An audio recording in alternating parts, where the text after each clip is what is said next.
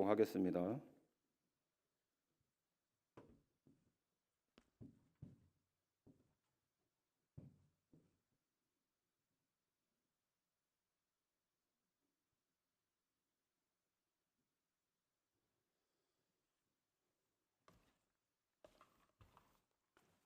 다 찾으신 줄 알고 말씀을 봉독하겠습니다.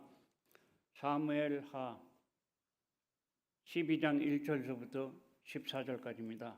여호와께서 나단을 다윗에게 보내시니 그가 다윗에게 가서 그에게 이르되 한 성읍에 두 사람이 있는데 한 사람은 부하고 한 사람은 가난하니 그 부한 사람은 양과 소가 심히 많으나 가난한 사람은 아무것도 없고 자기가 사서 기르는 작은 암양 새끼 한 마리뿐이라. 그 암양 새끼는 그와 그의 자식과 함께 자라며 그가 먹는 것을 먹으며 그의 잔으로 마시며 그의 품에 누움으로 그에게는 달처럼 되었거늘 어떤 행인이 그 부자에게 오매 부자가 자기에게 온 행인을 위하여 자기의 양과 소를 아껴 잡지 아니하고 가난한 사람의 양 새끼를 빼앗으다가 자기에게 온 사람을 위하여 잡았나이다 하니 다윗이 그 사람으로 말미암아 노하여 나단에게 이르되 여호와의 살아계심을 두고 맹세하노니 이 일을 행한 그 사람은 마땅히 죽을 자라.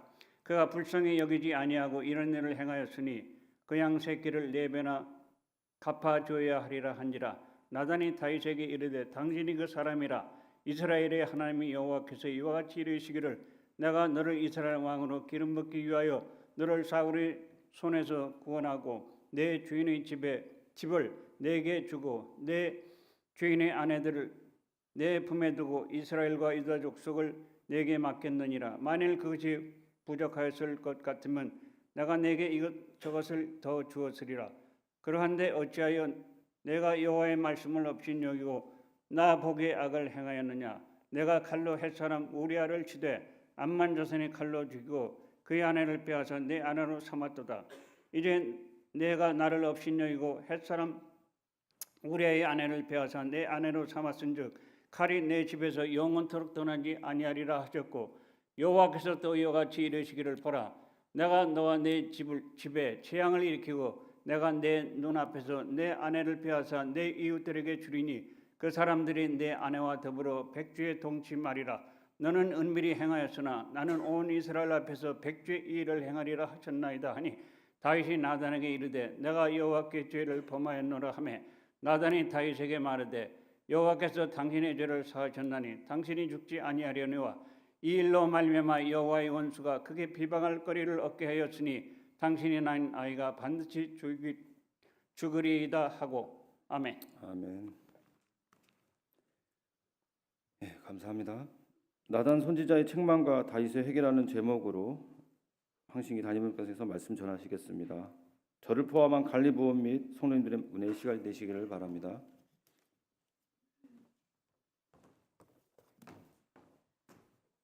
기도하겠습니다. 주님, 우리 청년들 수련회 잘 진행됨을 감사합니다. 꿈을 주시고 믿음을 주시고 목표를 향하여 달려갈 수 있는 청년들 되도록 축복하여 주옵소서. 관리부에서 주일마다 또 평소에 주의 교회를 잘 섬기게 된 것 감사합니다. 더 하나님께 칭찬받고 사명에 감당함으로 주의 교회가 빛나고 멋지게 가꾸어질 수 있도록 복을 더하여 주시며 그 손길마다 축복하여 주시옵고 힘들지 않도록 주께서 은혜를 베풀어 주옵소서. 토요일 이른 시간에 주님 앞에 나와서 교회를 살피는 모든 종들을 축복하시고 능력으로 함께하여 주옵소서. 오늘 말씀을 통하여 우리의 모습을 돌아볼 수 있도록 축복해 주옵소서. 예수님 이름으로 기도하옵나이다. 아멘. 우리나라에 공개 소환 제도 이런 제도가 있습니다. 검찰청에서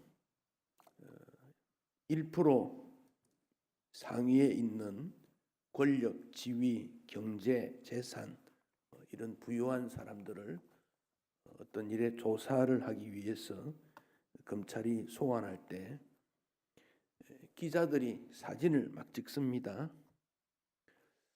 이게 인권 침해냐, 국민들의 알 권리냐 논쟁이 있는데 참 이럴 수도 없고 저럴 수도 없고, 근데 거기 나온 분들이 굉장히 부끄러워하는 거, 그런 모습 볼 수 있습니다. 하나님께서 우리 인간의 죄를 공개하지는 않습니다.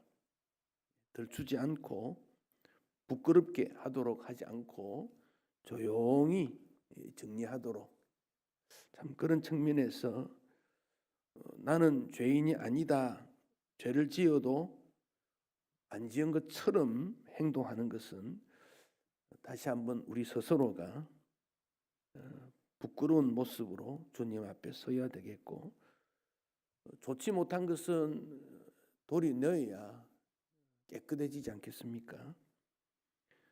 다윗이 간음과 살인죄를 지었는데 적어도 1년 이상 지났다고 여겨집니다. 바세바가 아기를 낳은 지 1년이 지났으니까, 그 죄가 1년이 지나니까 다윗이 생각할 때 죄가 아니다라고 생각했던지, 그렇지 않으면 잊어버렸던지 그랬을 것입니다. 그때 하나님께서 나단 선지자를 보냈다 그랬습니다. 이 나단 선지자는 사무엘이 그 선지자 학교를 세웠거든요. 사무엘이 세운 선지자 학교 중에 모범생이다 그리 볼 수 있어요. 나단하고 동시에 했던 사람이 갓이라는 사람이 있어요. 나단 선지자, 갓 선지자. 두 사람 모두 그 왕궁에서, 왕 옆에서 왕의 조언을 하거나 기도를 하거나 잘못했을 때 책망을 했던, 그가 나단이라는 선지자입니다. 물론 선지자 중에 어떤 선지자는 기록을 합니다. 이사야, 예레미야 기록을 하지요. 곧 선지자입니다. 그러나 기록을 하지 않았던 선지자, 엘리야, 엘리사, 나단, 갓 또 많이 있어요. 두 부류입니다. 우리가 주님을 섬길 때 어떤 분은 A라고 하는 일을 잘 섬기는 분이 있어요. 근데 B는 전혀 못해요. 이 그룹은 반대로 또 B 그룹은 이 그룹의 일을 잘해요. 근데 A 좀 전혀 못해요. 우리가 주님의 교회를 섬길 때 자기가 잘하는 것 가지고 다 하면 되고, 또 내가 못하는 것은 저분이 잘할 수 있구나 격려하면 되고, 또 잘하는 것을 어떻게 주를 섬길 것인가, 그 점을 생각합니다. 그러나 함께 동참하는 것은 또 중요한 의미가 있다고 생각이 듭니다. 제가 어떤 교회에 갔더니 우리 교회 정도 되는 교회인데, 그것도 교회 관리 어떻게 하느냐 물으니까 전문가가 없어요. 어떻게 합니까? 그러니까 토요일 날 성도들이 다 나와서 청소한대요. 공간은 우리보다 한 2배 정도 되는데 이 넓은 거 어떻게 해요? 그러니까 다 나와서 교인들이 잘한대요. 토요일 되면 의뢰의 교회 나오는 걸로 몸에 배어 있는 거예요. 그리고 이 분야가 딱 이렇게 나누어져 있고, 그래서 교회 사랑하는 모습 중 한 가지이구나. 그래서 교회는 그 주인이라는 의미죠. 손님이 아니고 주인이다. 주인은 모든 걸 다 할 수 있어야 돼요. 그런 마음이 중요하겠다 생각합니다. 자, 1절에 보면 여호와께서 나단을 다윗에게 보내시니, 보낸다 하는 표현이 나왔습니다. 보낸다. 이 보낸다는 표현은 사명을 담고 있을 때 보낸다, 그런 말을 합니다. 앞에 11장에 보면 다윗도 보냈다 그래요. 보냈다. 누구를 보내느냐? 신하를 그 여인이 누군지 알아보라고 보냈다. 우리아를 보냈다. 다윗도 보냈다는 말을 많이 해요. 특히 우리아를 전쟁터에 보낼 때는 살인 명령서를 손에 쥐어서 돌려 보냈어요. 다윗이 보내는 것, 그것은 악한 목적이었지요. 여인이 누구인지 알아보라. 전쟁터에 우리아를 데리고 오라고 보내라. 우리아를 죽여라고 보냈다. 다윗이 보냈다 하는 거 하고 여호와께서 나단을 보냈다. 보내긴 보냈는데 다 성격이 달라요. 보냈다. 여기서 사도 보냄을 받았다. 하나님의 일을 위해 보냄을 받았다. 우리 모두가 이런 면에서 보냈다는 여기에 해당이 됩니다. 나도 주님이 보낸 거예요. 보냈다. 여러분, 내가 신촌 강서교회에 신앙생활 할 거다. 이거 미리 아신 분이 있습니까? 이게 없어요. 그런데 왜 여기 와서 신앙하게 됐지요? 하나님께서 나를 보냈다. 그래 생각하면 틀림없어요. 나는 지금 어느 대학에 입학을 하게 되고 재학 중이라면 거기서 공부할 것이라고 전혀 생각해 본 적이 없는데 공부하게 되고 왜 보냈을까요? 하나님이 여기서 공부하러 보냈구나. 그렇게 생각하면 만족하고 그 일에 감사하면 돼요. 결혼 생활도 그래요. 모든 일에 하나님이 나를 학교, 직장, 사업터 다 보낸 거다. 신앙생활은 신촌 강서교회에서 하라 보낸 거다. 하나님이 나를 보냈다. 그 점을 생각해야 돼요. 나단을 보내면서 하나님께서 이야기했겠지요. 너 다윗에게 가서 이런 내용으로 가지고 알려줘라. 그때 나단이 기분 좋게 편안하게 갔겠습니까? 아니면 굉장히 두려워하며 갔겠습니까? 사무엘 선지자가 사울 왕이 있을 때 하나님께서 사울 안 되겠다. 그래서 이새의 집에 가서 그 집 아이 누구에게 기름을 부어라 보냈거든요. 그건 베들레헴이거든요. 그때 사무엘이 두려웠어요. 왜? 사울 왕이 보고 있다는 거예요. 선지자가 아주 위치가 있고 움직임에 대해서 정보를 다 왕에게 알려주는데 사무엘이 쉽게 움직일 수가 없어요. 그래서 사무엘이 고민하다가 베들레헴에 가서 사람에게 기름 부으러 간다 그 말 하지 않고 하나님 앞에 제사 지내러 간다 그러지 않습니까? 마찬가지로 나단은 다윗 옆에서 다윗에 대한 이야기를 하고 그런데 가라 그랬을 때 나단이 어떻게 했습니까? 두려운 거예요. 보냄을 받았다는 것은 특별히 하나님으로부터 보냄을 받을 때는 긴장이 됩니다. 다 두려워요. 전도하러 가는 거 좋아하는 사람 아무도 없어요. 두려워요. 교회 일을 두려워요. 그렇지만 보냄을 받았을 때 그 일을 최선을 다해 섬기는 그가 하나님의 일꾼입니다. 그래서 하나님의 일꾼이 어려워요. 하나님 일꾼이 되기를 다 원하지만 그 하나님의 일꾼은 보냄을 받은 사명이 그에게 따른다는 것입니다. 그 점을 우리가 늘 생각해야 돼요. 나단이 갔습니다. 나단이 가서 고민을 합니다. 어떻게 말을 해야 될까? 어떻게 해야 될까? 아마 나단이 상당히 기도했을 거예요. 하나님 이거 어떻게 해야 됩니까? 하나님께서 보내실 때 순종하는 그에게 하나님이 축복하십니다. 그래서 순종은 매우 어려워요. 어렵지만 그 결과는 열매가 맺습니다. 뉴욕에 어느 레스토랑에 손님들이 오는데 주로 까다로운 사람들이 많이 왔대요. 주방장은 그 종업원들에게 우리 다투지 말자. 음식을 갖다 주면 손님이 맛있게 먹으면 좋은데 막 음식 투정을 하면 짜증이 나잖아요. 근데 어느 날 할아버지가 한 분이 오셨는데 감자를 튀겨주세요. 그래서 감자를 튀겨드렸더니 두껍다. 다시 해달라. 더 얇게 해달라. 바삭바삭 해달라. 막 요구를 하는 거예요. 해주는 대로 먹으면 되지. 막 까다롭게 구니까 화가 나고 일하는 사람이 막 시끄시거립니다. 그러니까 주방장이 순종이야. 손님이 왕이야. 시키는 대로 했더니 종이처럼 아주 얇게 잘라서 한 입에 쏙 넣도록 튀김을 잘했다는 거예요. 그래서 그 할아버지가 맛있는 것을 보고 사람들이 나도 같은 종류 해달라. 그래서 나온 게 포테이토 칩이랍니다. 우리가 볼 때는 아무것도 아닌 것 같은데 그런 과정을 통해서 상품이 나온다는 거지요.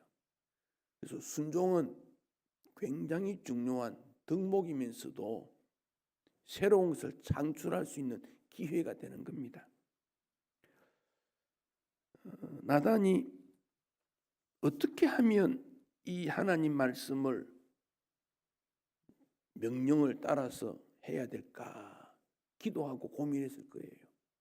그래서 다윗에게 갑니다. 얼마나 기도했는지 몰라요. 이제 다윗은 힘을 가진 왕이고 명령에 의해서 움직입니다. 그래서 그가 비유를 가지고 갑니다. 2절로부터 4절까지 비유입니다. 그 나단이 이 비유를 하기까지는 얼마나 하나님 앞에 기도하고 지혜를 갖추었는가 하는 걸 알 수 있고, 또 비유라는 것은 다윗을 직접 죄를 지었다고 하면 다윗이 막 갑자기 화를 내지 않겠어요? 왕이니까. 그래서 비유는 상대방에게 화를 내지 않도록, 분노하지 않도록 비유라는 게 비유입니다. 우리가 대화에 있어서 직선적으로 말을 하면 상대방이 나를 미워하는 것 같다 생각하고 거부할 수 있기 때문에 비유라는 게 필요해요. 비유. 그래서 대화에도 그런 기술이 필요합니다. 똑같은 도 아니지만 시간이 좀 걸리더라도 비유로 설명을 하면 관계가 좋아져요. 2절에 나와 있는 대로 부한 사람, 4절에 부자, 다윗을 가르칩니다. 2절에 양과 소, 이것은 4절에 다윗의 많은 아내와 후궁을 가르칩니다. 3절에 가난한 사람은 우리아를 의미합니다. 작은 암양 새끼 한 마리, 바세바를 말합니다. 그러니까 우리아가 바세와의 그 부부 관계를 친밀감으로 암양 새끼를 딸과 같이 여겼다, 이렇게 표현했습니다. 그런데 그 부자가 어떤 행인이 손님이 왔는데 그를 위해서 가난한 집의 양 새끼를 빼앗았지요. 도둑질했습니다. 이웃의 것을 탐내지 말라 율법을 어겼습니다. 그러니까 다윗이 나단의 말을 듣고 화를 내면서 5절 뒷부분에 죽을 자다, 사형에 해당된다 말했고, 6절에서는 4배 갚아야 된다, 그렇게 말했습니다. 그때까지 다윗은 나단의 비유의 의미를 몰랐습니다. 그래서 그는 그 사람 죽어야 된다, 그렇게 말했습니다. 4배를 갚아야 된다는 말은 시내산 모세 율법에 따른 내용입니다. 삭개오가 사람에게 속여 빼앗은 것 4배 갚겠다, 같은 의미입니다. 그때까지 다윗은 나단 선지자의 비유 속에 나오는 악한 짓이 바로 부자인 그가 다윗이라는 사실을 몰랐습니다. 자, 여러분, 여기 한 가지 기억해야 될 것은 신앙은 뭐냐? 설교가 나와 관계에 있다, 이리 들어야 돼요. 설교는 나와 관계에 있다. 종교인이라는 말은 믿음 없이 행위만 하는 사람, 그들은 설교를 나의 문제로 여기지 않습니다. 유교나 불교나 다른 종교도의 내용 들어보면 들을 만한 내용 많아요. 우리가 그걸 따라갑니까? 따라가지 않습니다. 종교인은 종교를 가지겠다고 하는 사람에 불과하고, 신앙인은 그 말씀이 나에게 준 말씀이다, 그렇게 받아들이는 겁니다. 이 차이점입니다. 그래서 나에게 준 말씀으로 여길 때 신앙은 자라게 됩니다. 훗날 다윗이 내가 죄악 중에 출생했습니다. 어머니가 죄 중에 나를 잉태했습니다. 여러분, 이 표현은 내 어머니가 죄인이요, 그 말이 아닙니다. 사람은 태어날 때부터 뼛속 깊은 죄인이라는 고백입니다. 그런 고백을 하기까지 나단 선지자의 도움과 다윗의 깨달음이 있었다는 것을 알 수 있습니다. 만약 나단 선지자가 책망을 했다면 다윗이 진심으로 회개를 했을까요?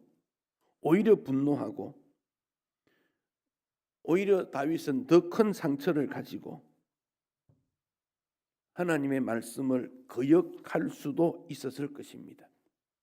이 일에 대해서 다윗이 깨달을 수 있도록 비유를 든 것은 하나님의 은혜고 나단 선지자의 지혜입니다. 이거 우리가 배워야 될 부분입니다.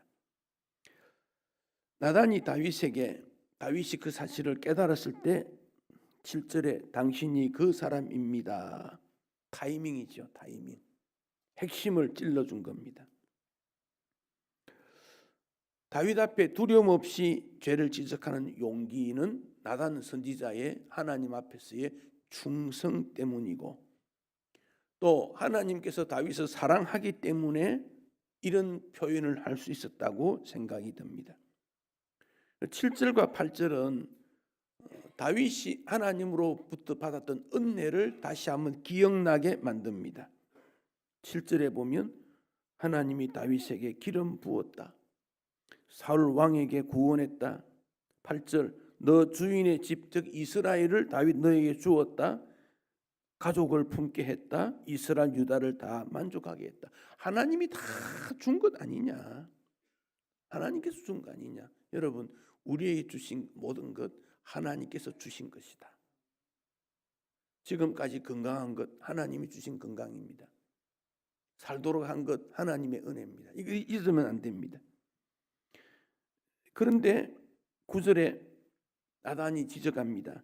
얘가 여호와의 말씀을 업신여기고 나 보기에 악을 행하였느냐. 말씀을 업신여긴 것, 이것이 다윗의 죄의 핵심입니다. 단순한 간음죄다, 이웃에게 탐을 냈다, 살인했다라고 하는 계명의 한 조목보다 더 중요한 것은 하나님의 말씀을 업신여긴 거다. 하나님 말씀 업신여긴 것은 하나님을 업신여긴 것이죠. 무시했다는 것이죠. 하나님을 하나님으로 인정하지 않은 것이죠. 자녀가 부모답게 여기지 않으면 부모 말씀을 업신여기는 겁니다. 이게 큰 죄라는 겁니다. 이 무질서가 우리 사회에 너무 많이 만연합니다. 상대방을 인정하지 않은 것, 업신여기는 것. 이 점을 다시 한번 우리들도 책망받아야 될 부분입니다. 그래서 하나님 말씀 중심이라는 것은 매우 중요합니다. 말씀이 나쁘다 말한 거 아닙니다. 좋다, 지켜야 된다. 그런데 업신여김을 가졌다. 중요하게 여기지 않은 거지요. 그 말을 들은 다윗은 13절에 보면 즉시 회개합니다. 13절 다윗이 나단에게 이르되 내가 여호와께 죄를 범하였노라. 즉시 회개합니다. 회개는 중요한 것이 시간성입니다. 즉시입니다. 즉시. 다윗이 내가 여호와께 죄를 범하였나이다. 이것은 진실한 회개였습니다. 진실한 회개. 하나님이 받으신 것입니다. 죄를 범하였다는 다윗의 고백은 다윗에게 믿음이 있었기 때문에 이런 고백을 하게 된 것입니다.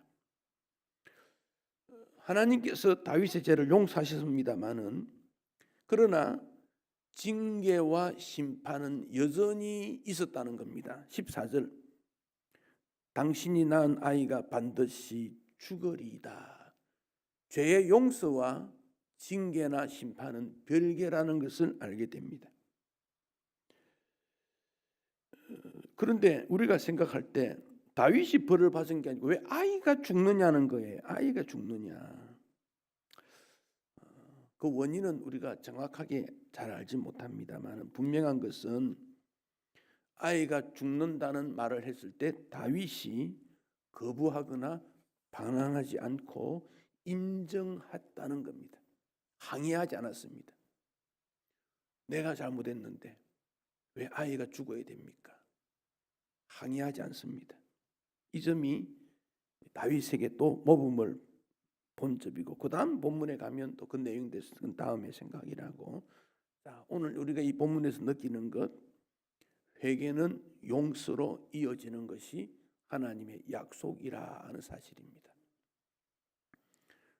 결국 다윗은 하나님으로부터 마음에 합한 그 축복을 받은 것이 그의 죄를 스스로 인정하고 하나님 앞에 용서받은 사람이 되었다는 사실이지요.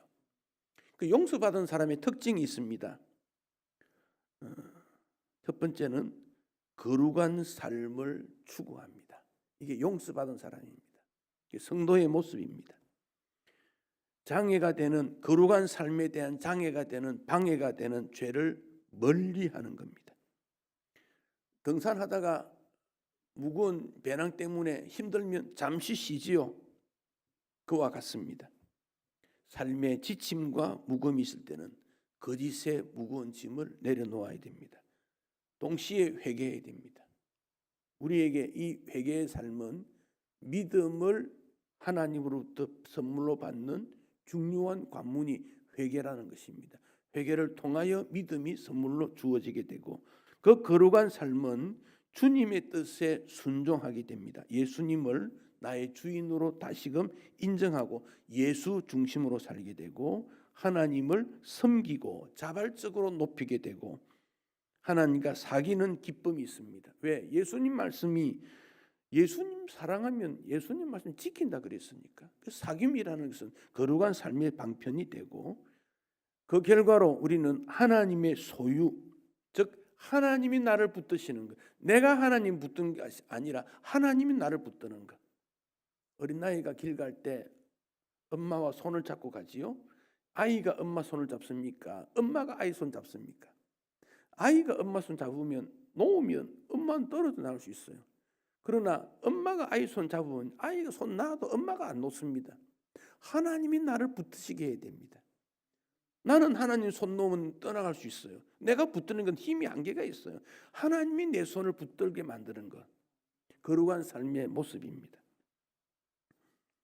성령 충만이 나타나게 되고, 그 결과로 하나님 앞에 섬기는 삶이 됩니다.